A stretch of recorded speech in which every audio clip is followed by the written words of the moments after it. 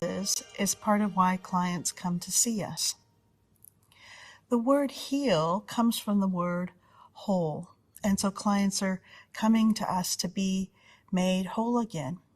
It's as if some part of them has been broken or fractured, and part of what they believe when they're coming to therapy is that they need to forget about the trauma, forget about what happened to them, take away the thoughts that they're experiencing, get rid of the emotions that are resulting from the trauma. They come to us and ask things like this: can you make me feel anything other than what I currently feel? Can you get rid of these experiences and help me to never think of them again?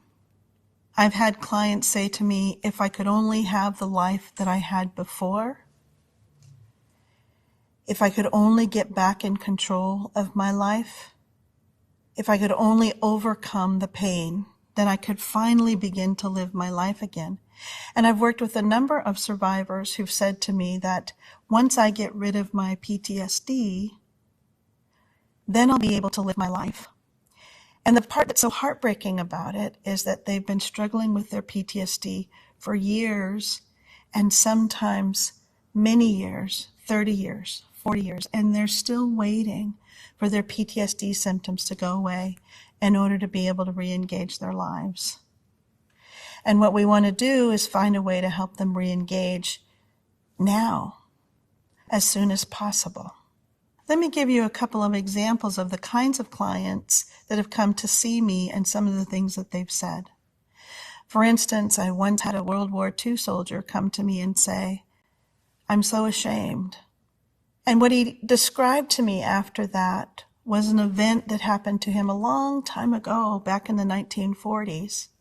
And when he returned home, he got married, he had children, and he started to drink. And he drank for the next 50 years of his life, trying to suppress and eliminate the experience of the traumatic events he encountered during war. And he told me that he'd never shared the shame with anyone, not even his wife of 40 years. I had a child sexual abuse survivor who came to see me to help her with her cutting behavior. She had been abused as a young girl and felt a lot of anxiety around it. And one of the things that she did to manage her anxiety was cut the insides of her thighs. She'd feel anxious, she'd get in the tub, run the water, and begin cutting.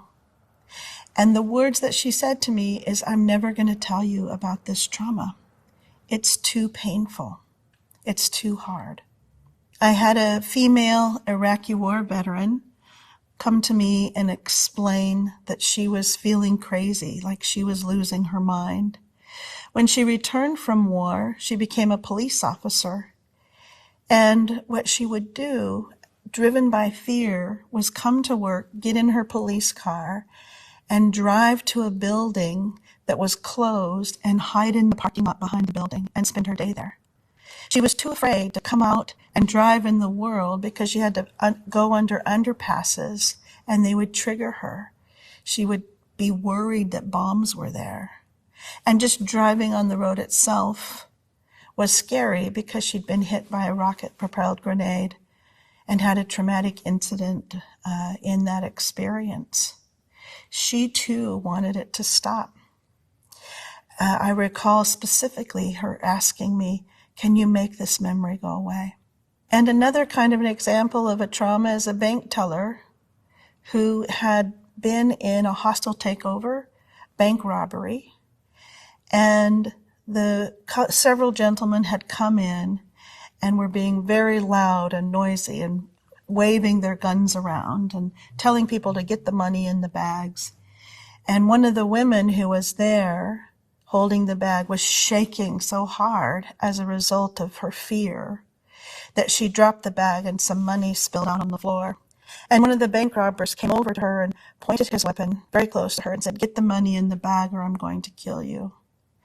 My client went over very quickly and laid on top of the woman and said, "Please don't shoot her. Please don't shoot her."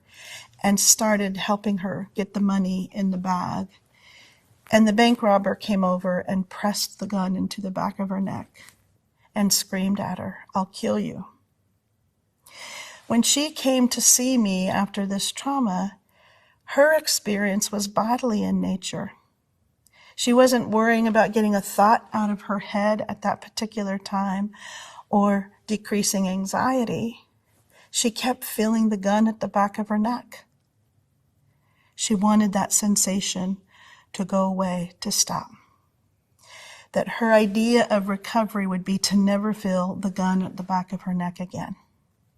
So with each of these examples of the clients that I've shared with you, they're all engaged in efforts to control their experience. And they have a sense of sort of excessively and rigorously trying to make things stop on the inside. However, control typically narrows the individual's ability to respond. The tighter we try to control, the harder it is to be free, the harder it is to move behaviorally in your environment in different ways. And so you can see that their excessive and misapplied control is limiting their lives. I can't go there because it's dangerous. I can't date because I might get raped. I can't drive on the freeway because something bad might happen to me.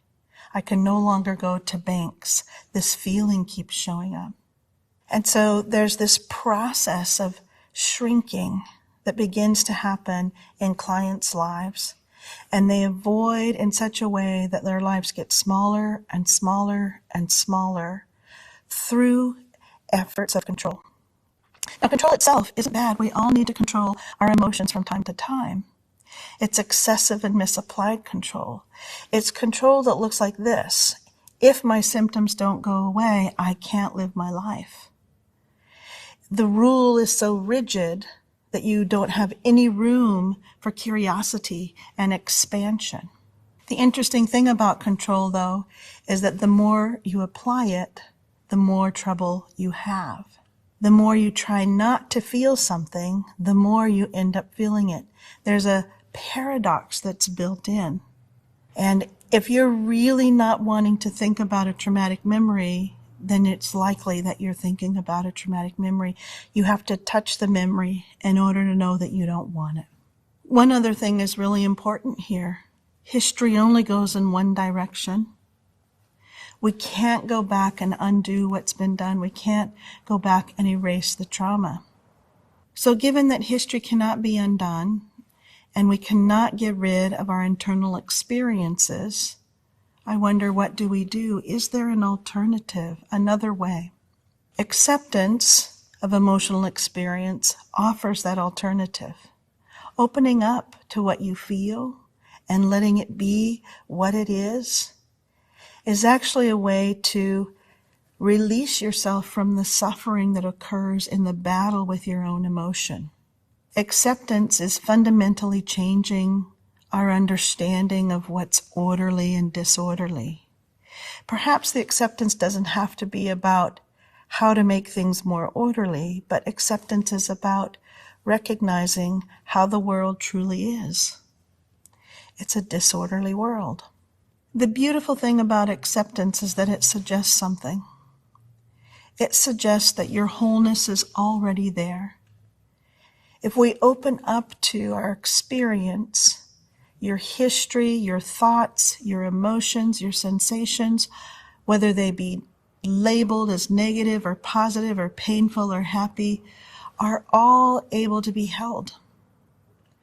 We can show up to our experiences as human beings in an open and accepting way. It is from this place that we can learn something about ourselves. We are beings who experience, not beings who are the experienced. You are more than those individual traumatic events. You've experienced them, you are not them. And you are not your emotion, your thought, your sensation, and acceptance creates a place for us to show up to those spaces and allows freedom. There are three things that acceptance offers. One is it offers response flexibility.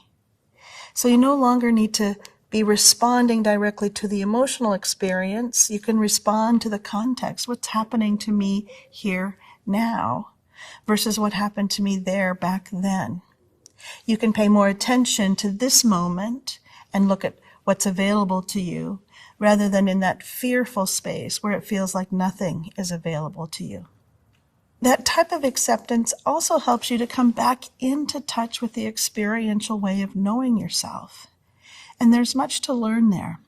I've told this story a number of times to my friends and in other trainings. When I get embarrassed and am feeling a little bit like shy or shamed, I blush and my face just can go bright red.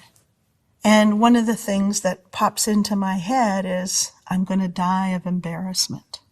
But I really want you to notice that there's a distinction between what your mind tells you in that place and what your experience tells you in that place.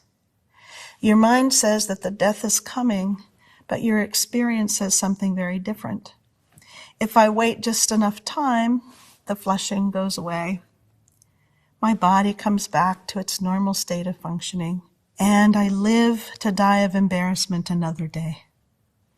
And so what we want to do is disentangle people from their minds, helping them to recognize the difference between what minds say about their experience and what their experience says about their experience. When we are able to disentangle people from their minds, we can help them get back onto the path of vital living, back onto the path that's about creating meaning in their lives.